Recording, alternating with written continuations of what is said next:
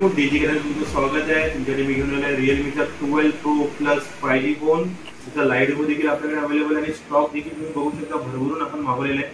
त्याचं खास कारण आज तुम्हाला सांगायचं होतं की मेन 4 आणि 5 तारीख इम्पॉर्टंट आहे फेब्रुवारी. त्याच्यामध्ये तुम्ही आज आणि उद्यामध्ये जर प्री बुकिंग करता तर तुम्हाला आमच्याकडून म्हणजे रिअलमी कंपनीकडून तुम्हाला बर्ड्स फ्री आहे. त्याची प्राइसिंग आहे 3,999 4,000 बर्ड्स तुम्हाला फ्री मध्ये देणार आहे.